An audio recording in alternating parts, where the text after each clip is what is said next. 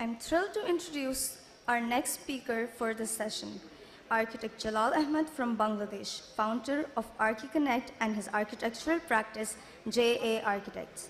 He's the recipient of a number of professional accolades, has presented several papers on pressing architectural issues at multiple international forums, and has served as the president of Institute of Architects Bangladesh, among countless other distinguished roles. Today, his talk, Between Regionalism and Resilience, explores how architecture can respond to contemporary challenges while remaining rooted in regional identity. Ladies and gentlemen, architect Jalal Ahmed.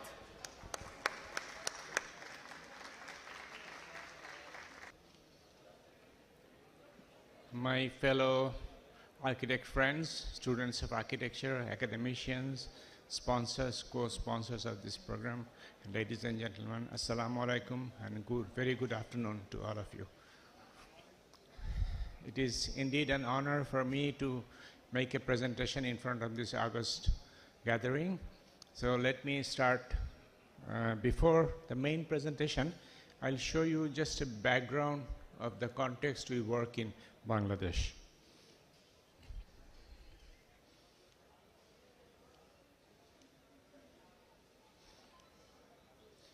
Bangladesh is one of the largest delta in the world. So two major river systems. It's called, in India it is called Ganges. In Bangladesh it is called Padma. And India, Brahmaputra, when it enters Bangladesh it is known as Jamuna. So these originate in the Himalayas and passes through China and India and comes down to Bay of Bengal through Bangladesh. And in the process, it brings in alluvial soils, which makes the land very fertile, and that is one of the major materials which we depend on for our construction, as we don't have any stone quarries in Bangladesh. So these are actually, the red lines are actually the shifting courses of the rivers. This is a natural hydrological phenomena. Their course change and they erode the banks, and this is how it changes. This is just a gross depiction, and there are about 700 rivers crisscrossing the country and river systems. This is the context, the Bengal Delta. There is a strong relationship between land, water, and people from time immemorial. I mean, we have been dependent on building material on the river because it brings in silt, and the alluvial, from which we make permanent building materials, or I would say not permanent, durable building materials like brick from the ancient times. And also we collect sand from the river beds. Brick fields were generally built along the river banks, and I mean, this is just to show you the relationship, river bank and brick fields and the nature itself. We have a long and rich brick tradition of construction. This is a 3rd century BC citadel made of bricks, one of the earliest discovered ones in Bangladesh. This is the largest Buddhist monastery ruins in Paharpur, 780, made of bricks. This is a Sultanate mosque, one of the few hundred mosques in Bangladesh of the Sultanate period. It's made of brick. These are Kantaji Temple and Kodla Mud, which are two Hindu structures made of brick and the terracotta flakes. Even in recent times, I mean in 1970, this is the work of late architect Mazharul Islam. This is a dormitory of a student dormitory in one of the universities, designed in 1970. He has used bricks profusely and against the landscape. Also, Louis Kahn, when he designed the Capitol complex, the ancillary buildings were made with bricks. Also, there is a relationship between, as I was mentioning, between water and the built form. We call it a dig and mound concept. You dig a pond for sweet water and raise the ground above the flood level because there are seasonal floodings. and you build and construct buildings like that. This is a traditional practice as well. This is another example of the similar historical example. This is a temple in Rajshahi, which also has a water body, ghat, pavilion, and the temple itself. In the recent past, we have this, our parliament complex, which is also designed with the water body as in the backdrop in it.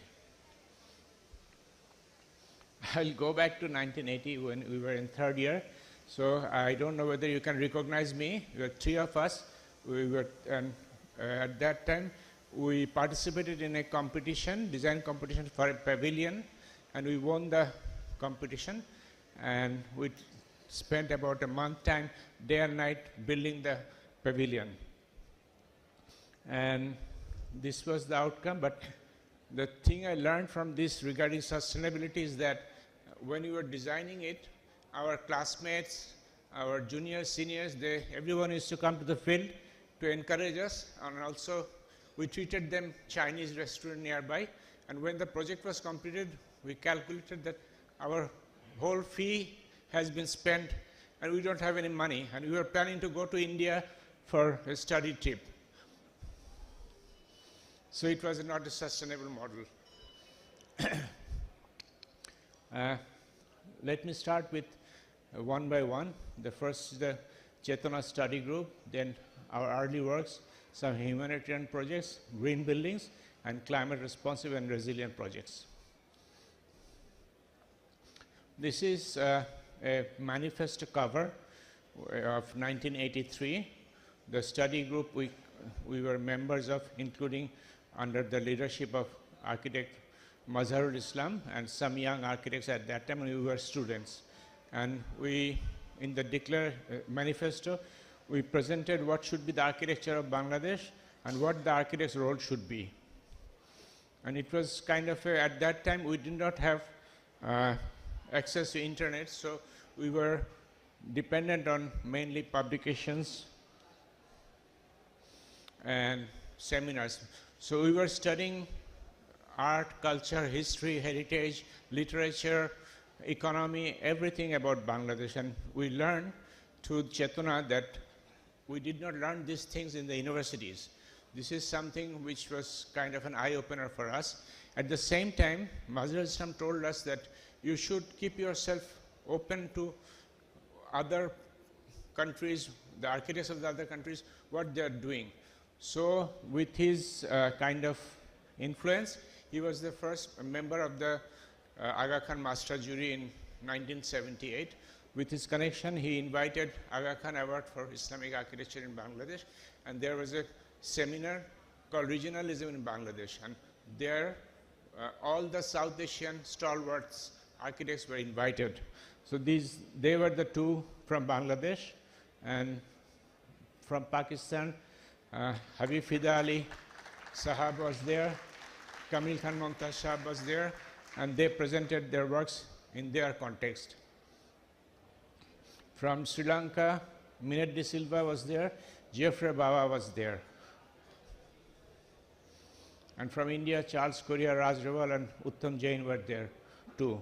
And we also came across these two very renowned historian and critic at that time. And as I mentioned, Suha Uskan was the Secretary General of Aga Khan Award at that time, and he also played a key role. And this seminar actually opened our eyes about the regionalism, what is the role and how the architects are working in different regions with different climate, different culture.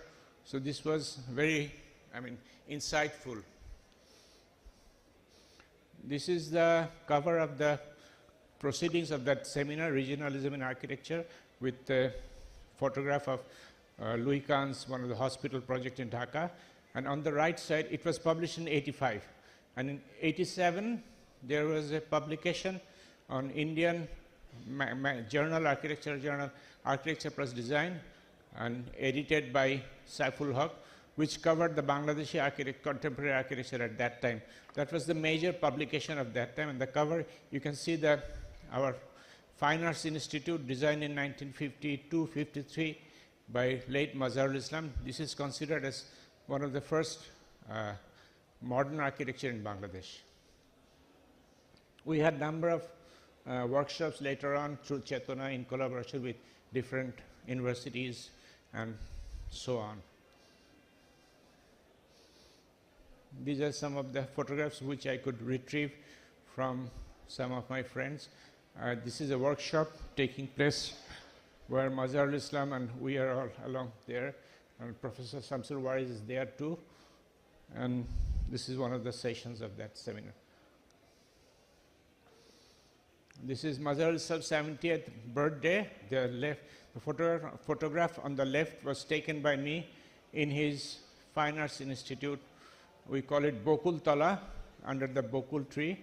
We gave him a reception, and that's me and my ex-architect partner, Saiful Haq, and our spouses, along with late Mazharul Islam. This was one of the outcome of the Chetona major outcome. We prepared major drawings and documented photographic documentation and published this book called Purnanagar to Sharimagna Nagar, Architecture of Bangladesh, and it covered all those historical buildings. And there was an exhibition of the same title at the National Museum of Bangladesh. Now I'll show you some of our early works. This is a memorial complex designed in 1983, just after our graduation. This is where our provisional government took oath in a mango orchard near the Bangladesh-India border. So this is the photograph of that time. It is basically to make it a memorial. Only thing there was a dais or a podium in the mango orchard, and what we decided, instead of making it a tower or a monument, we thought that we will keep to align with the landscape, low-rise structure should be better, and it is kind of a grid of brick columns, and then these are the beams connecting them, but they are not regularly placed. So this is kind of a order in a disorder. So this was depicting the unity of the people at that time, and this is it. And there was a museum and some other facilities, one amphitheater and things like that. The next project was another small training center for an NGO. We tried to follow the colonial bungalow in the design. So as you know, that bungalow is originated in Bengal, and in other colonial countries were also having this kind of bungalow at that time. That's our design, and this is the typical. So this is the building we designed. This is the bricks are actually not, these are compressed earthen blocks, reinforced with little bit of cement, and the tiles were made at the site, and the soils for the bricks were also dug from the site.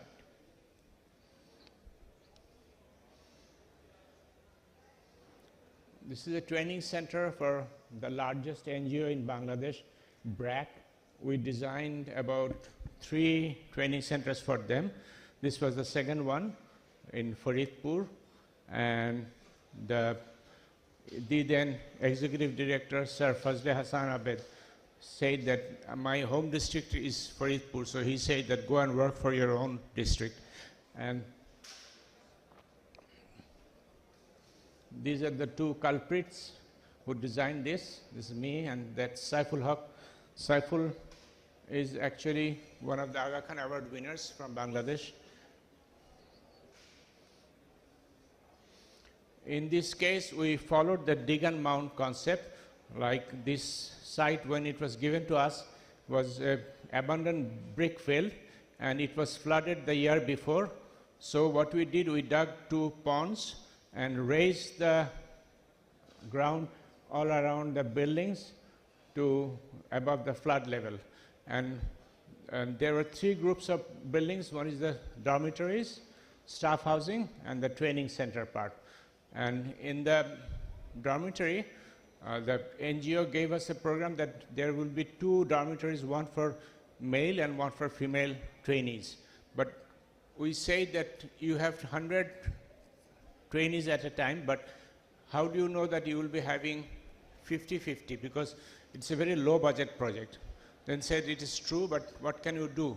We said that we will have 10 houses, 2-story buildings, each housing 10 people. So that's why it will be flexible, and you can allocate 2 for the ladies, female, and 8 for the male, or 5 for the female and 5 for the male trainees. So that's how we optimize costing. And I'll just show you, go ahead with the slides. This is the pond, and this is the training center part, multi-purpose hall, dormitories with terraces for the ladies to come out and dry their clothes and everything. This is just one of the photographs. This was a later edition in 2003. It is a guest house for the trainers who were coming, visiting the training facilities for them. This is the third training center designed for BRAC. When the site was given to us,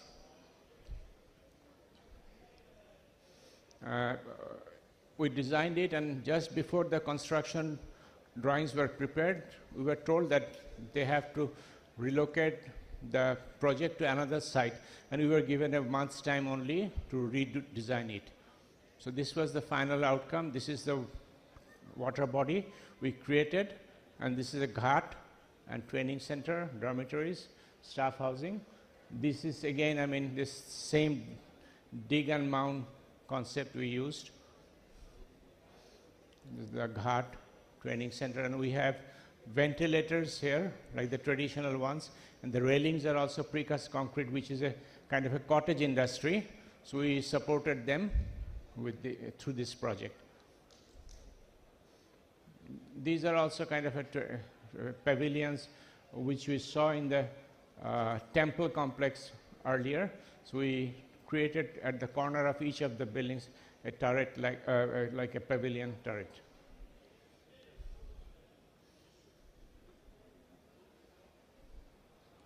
The ladies' corridors, and this is the entrance to the training center, multi-purpose hall. Now some humanitarian projects I will show.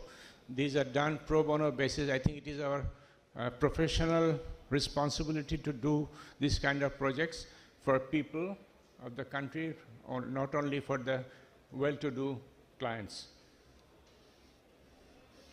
Korail is the largest slum not only of Dhaka but of Bangladesh, which is situated between the posh residential area of Gulshan, Banani and Mahakhali, and this is the slum, and it often gets fires, and in December 4, 2016 there was a large fire, and the next day we saw in the newspaper that people are coming forward with winter clothing, blankets, foods and whatnot. So as architects, we thought that we will help them rebuild the houses better than before. That would be our role. So we could not do it ourselves. So we worked with BRAC urban program, and the city corporation mayor donated some corrugated iron sheets and bamboos for reconstruction. So these are the steps we followed. We presented it in EYA in Seoul. We were selected for the presentation. This is the condition, and they were staying in the open fields during winter, and it was they were very eager to have reconstructed houses because it was difficult for them to spend time in the open to sky. So this is the fourth step, like surveying, house pattern study, road layout. And what we did as a build back better process is that this is the Let me show you the previous slide. This is the existing condition of the alleyways between two rooms. So we tried to improve upon those things. We worked with the, she's my wife and also partner of my practice, architect planner Afroza, and she led the project. And this is how we communicated with the stakeholders. We made models and showed them that these are the wider alleyways. This will help them in during emergency to evacuate or send someone who is sick to the hospital and things like that. And also for ventilation, we use some larger windows. That's the only thing we could do. These are the typical models which we prepared for the presentation to the community. This is during under construction. This was another fire in the same month, just after 1 week. This is called Shattala slum. Shattala means 7-story slum. Actually, there is no 7-story building, but it is known as Shattala slum. It gutted, and we again came forward and worked with the community, and we engaged students of architecture, planners, engineers. It was a pro bono thing, and our architects, we also worked together with the community, and community mapping were done to properly locate the houses.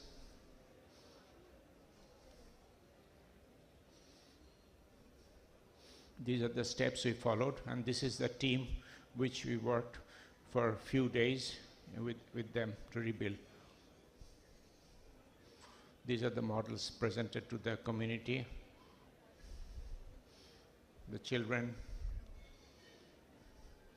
Now, since the theme of the seminar is resilient futures for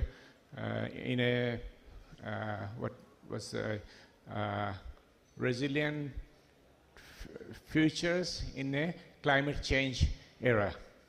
So I'll show you some of the green building projects we designed. We designed quite a number of green factories. I will show you 2 of those. There are 273 LEED certified ready-made garment factories in Bangladesh at the moment, out of which 115 are platinum certified and 113 are gold certified. And actually this happened not because they wanted it. There were 2 tragic incidences took place. One was Rana Plaza collapse when due to poor quality of construction, a building collapsed, and many of the employees and workers died in that accident, tragedy. And there was another fire in another factory, Tazreen Fashion, and many people died over there. So after that, the Western buyers, they started imposing some conditions that you have to have compliant factories, and in that way, and before that actually mainly garments factories were, there was a mushroom growth in 80s and 90s, and they were built and they were having factories in Dhaka city and all of the Chittagong city in makeshift buildings, and they were not compliant enough. So there was a boom of construction of ready-made garment factories in Bangladesh during 2010 onwards. So, and you see that out of Bangladesh has 69 of the top highest ranked LEED certified factories in the world. This is a EcoFab factory. It's a LEED Gold certified factory designed by us in 2016. So I mean, beside only just compliance issues like fire safety, structural safety, things like that, fire safety issues like that, we also address the needs of the workers. We provided creche for the children because you know majority of the workers in these factories are female. So they have children, they have sick room, medical center, and dining facilities proper. And this is a water body which we created as a reservoir for emergency fire fighting.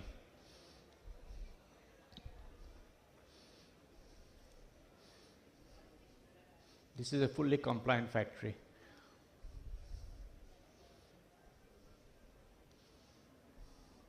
Inside we created some of the light wells for bringing in more natural light, and you see that these are profusely well-lit factories. This is another factory which is also LEED certified. The client wanted that his workers should feel like they are working in a garden-like environment. So this, you can see that the site has a kind of forest all around, and this was the site. And this is the main production floor. This is a dining. This is a warehousing. There are also ground floor warehousing, and this is the admin building.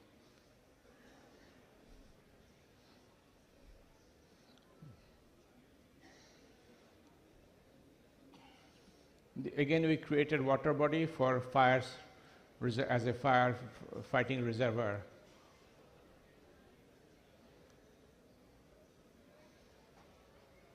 This is the dining hall, and there is roof garden lawns on the warehouse.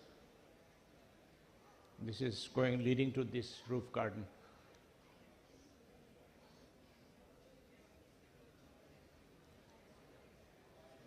Inside the factory, these are the working areas. This is the dining facility. You can see these are on the roof. These are gardens on rooftop. So when they come out during their break, they can relax and find a relaxing atmosphere. These are the office inside the factory, and this is the showroom. This was a competition entry. It's called Grameen Telecom Trust Health Complex 1, and we did it together with OHA of Singapore, who has designed another project with us in Dhaka. So this was a hospital, a nurses training center, a medical equipment center, and an office building which will be rented out to generate funds to run the facilities. And the people who will be using the hospital were mainly coming from all over the country and lower income people, and the nurses will be also coming from low income families. So we wanted to, there was also another thing, that site was near the Dhaka airport, so there was a restriction of height. So we could not go above these floors, so we went underground and created underground courtyards like this, and these are underground, and also water reservoirs for rainwater retention pond, retention tank.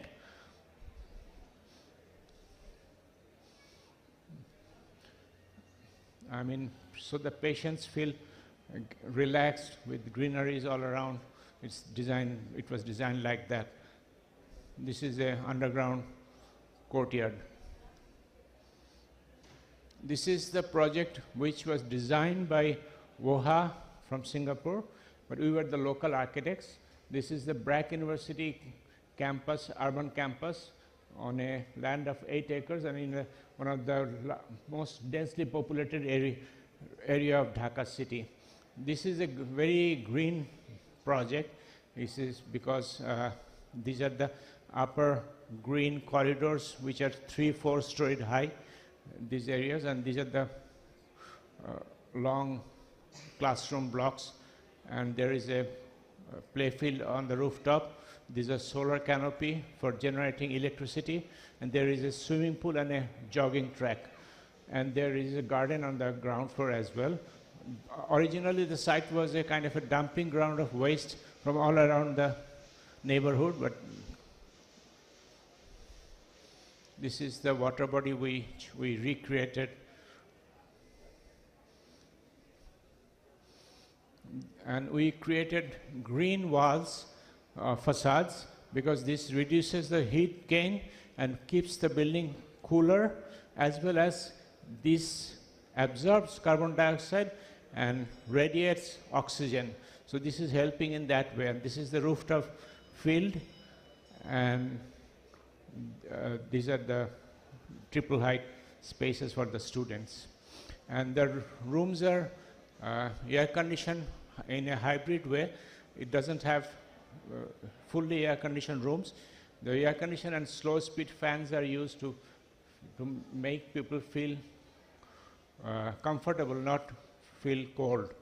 So the temperature is maintained around 26 degrees, and this is how this was a 1.8 million square feet building, total floor area. So most of it is non-air conditioned. So that's how we reduce the energy consumption.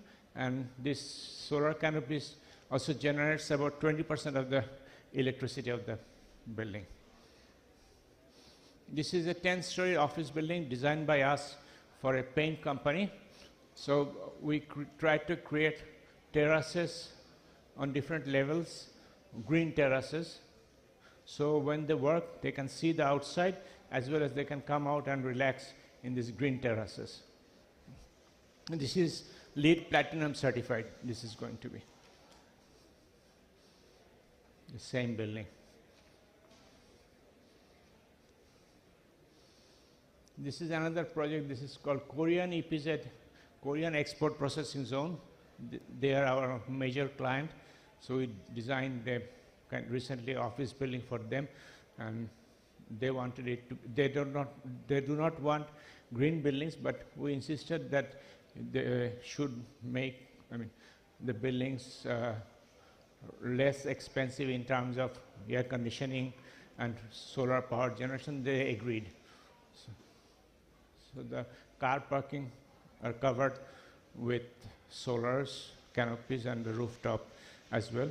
And we actually decided that we will make this as a design element rather than just putting the solar panels on the rooftop. We create a canopy which can be used for many different purposes, and these are the management housing. Each building houses 53 apartments. There are total 6 buildings under construction. This is another, they call it staff housing, and each building houses 23 apartments, and again we are creating a rooftop solar canopy here. We are making it a design element in our recent projects. This is the site plan. These are the buildings, and these are made square because all directions you can see the greeneries from each of the units. So it is placed like that.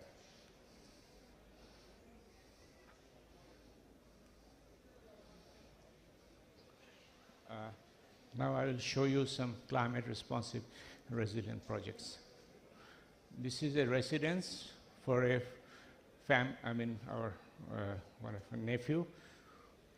This is a kind of country house for them. When we visited the site, we saw that the site is a little bit of slope. So to protect the nature, we decided not to have the building right on the ground. So we created a kind of a plinth, and the nature flows through under the building. And these are actually rammed art walls, and the art are taken from the site, and there are different layers of different colors of art. And this is called, we call it tal cut. Tal is a kind of palm tree. So these are local from the site, taken from the site. The same project. This is a sitting area. This is it. This is a viewing deck with a bamboo ceiling. And unfortunately, affordable housing is a kind of a mirage for the people of countries like ours.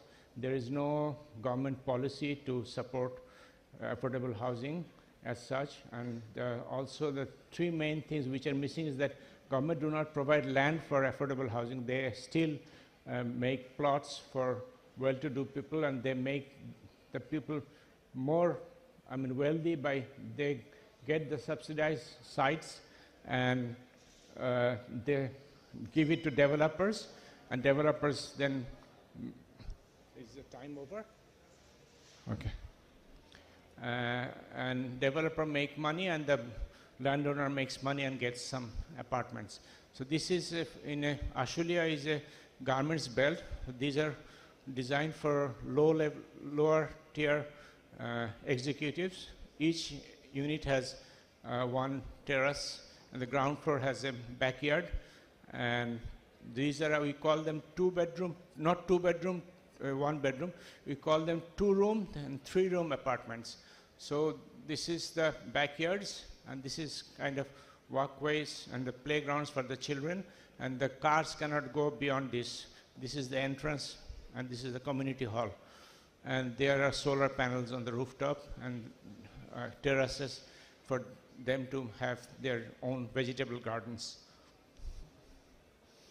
This is just a calculation. There are 170 units, and this is the land cost, because land cost is the major hindrance for affordable housing, and construction costs as well. That can be controlled by the architects, but land cannot be controlled. And the long-term also investment is not, the objective of the real estate developers in Bangladesh, they want to make windfall profits by selling apartments to the well-to-do.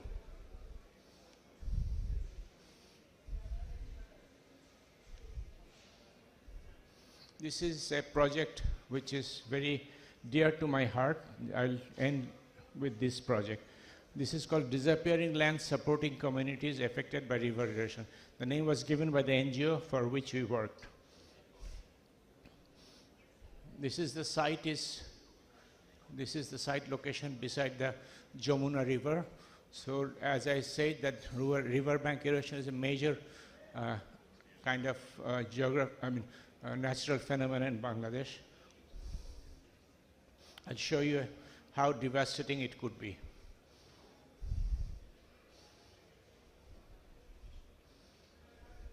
There is a sound with this.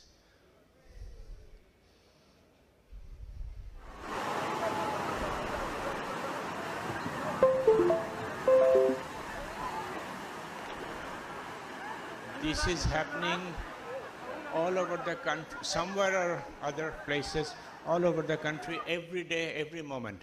So this is that's how the river gets eroded, and the other, there are, we call river shoals or chor, we call them. So that are, developed from this river bank erosion. This is a calculation done by World Bank in 2015 that there is a loss of $500 million each year from this kind of devastation. And about 300,000 people are made homeless every year. And this is kind of a phenomenon which cannot be controlled by us. These are some of the news headlines. People are so helpless. They are praying to Allah so that it doesn't come any further. This is how it is. They had houses, lands for cultivation and everything, and within overnight they lose everything and they become pauper. And sometimes they open the roofs and take it to nearby flood embankments and make makeshift houses like a slum. Otherwise, they will end up like in cities, in slums forever after that. These are the participatory rapid appraisal with the villagers. We designed 4 villages for totally new village, planned and designed by us. And these are the affected community people. We had a session with them. This is during the construction process, the children of the community. And the design team we were the 4 from our practice. And Practical Action was the main NGO and implemented by local NGO called, also there were 2 other local NGOs, and local elected representatives were also part of the project. They actually sold the land for this project. This was not a gift. The land were bought. And just to make it short, this is how the construction process was going on. The ladies were making this brick bat making and ring for the latrines, and mass production of door windows. Local masons were trained to do the brickworks, and those who did not have any skill were utilized for earth cutting. So in total, we created over 155,000 man-days of work for the local community. This is one of the village homes, and this is a courtyard-based housing. These are the houses, these are the kitchen gardens.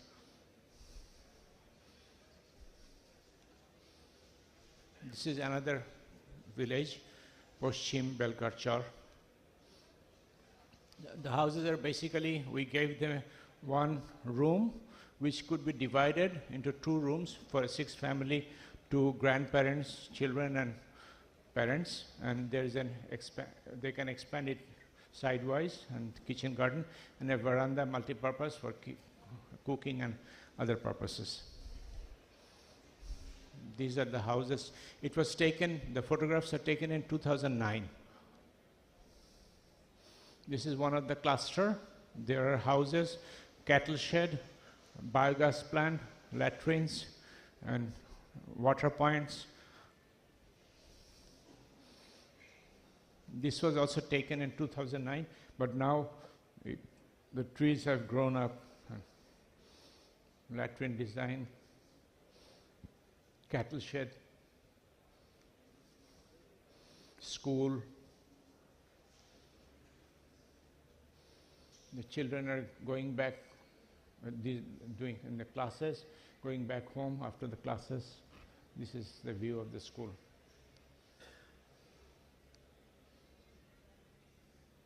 This is the community hall. The community using that hall. We have used very few doors only made. Otherwise, brick jallis, no windows are there. I mean, to save cost, we made it simple. The alternative livelihood and food security was one of the major component of the project, and this was carried out by the NGO. So these are like cage aquaculture, we call them. Each family has their own cage, and they cultivate in open water the fish, and as they don't have their own water body. These are floating vegetable gardens on water hyacinth.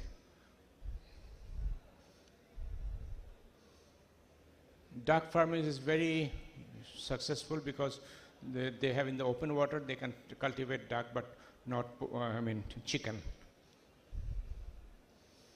This is another success story of the project. They cultivate pumpkins in the river shores, or we call chor, during winter. Sorry.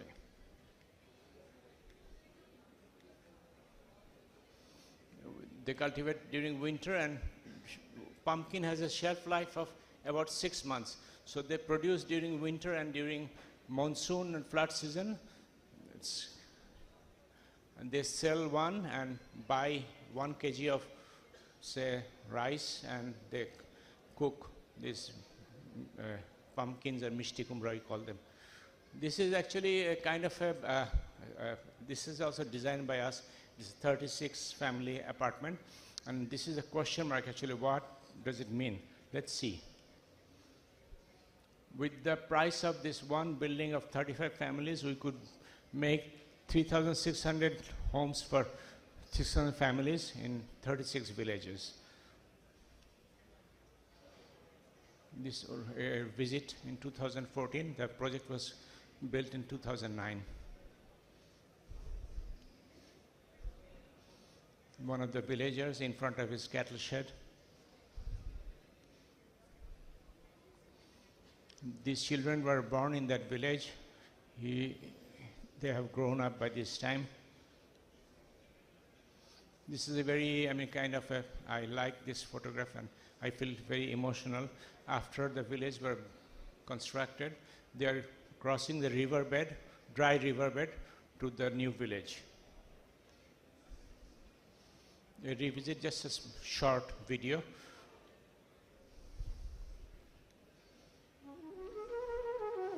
we did not have drones then. It was taken in 2015.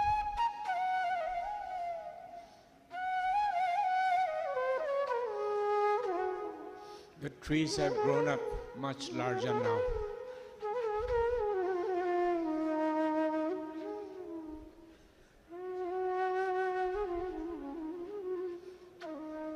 Cattle shed.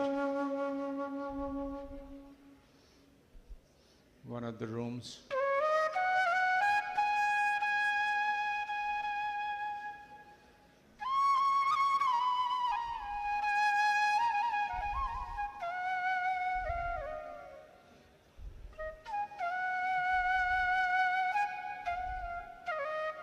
These are fuels made from cow dung.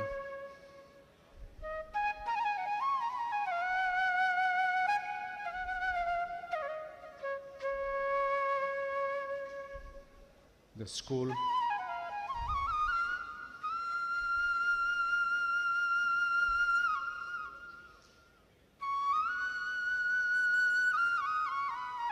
This is a very remote area. You need to go near about 20 kilometers away in car, then you have to take a motorbike ride, and then you have to cross the river on foot.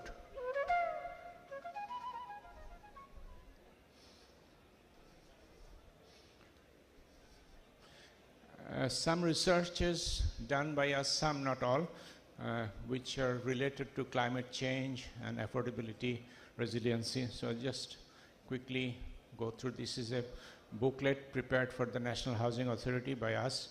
This was another project, which was, the research paper was presented by 3 of us.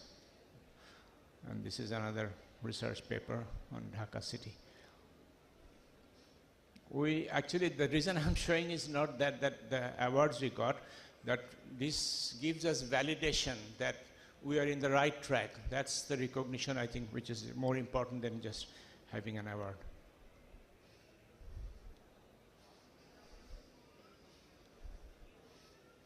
And another very important thing which happened in 2017 is that Bengal Stream architecture exhibition, which was curated by Swiss Architecture Museum, where about 20 architects participated. Mainly, they selected the projects from Bangladesh, and this is actually the eldest son of late architect Mazharul Islam, Rafiq Bhai. He is also an architect. He expired recently, and this is a drawing of a Mazharul Islam, and taken in the exhibition in Switzerland. And then this exhibition also traveled to other cities of Europe, in France, Germany, later on. These are some of our exhibits. Thank you.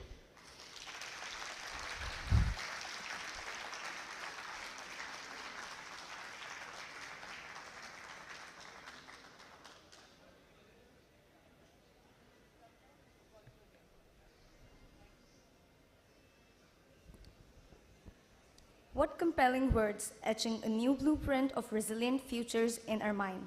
Thank you, Architect Jalal Ahmed, for illuminating us and sharing your wisdom. It is a collective pleasure to be a part of these enriching sessions.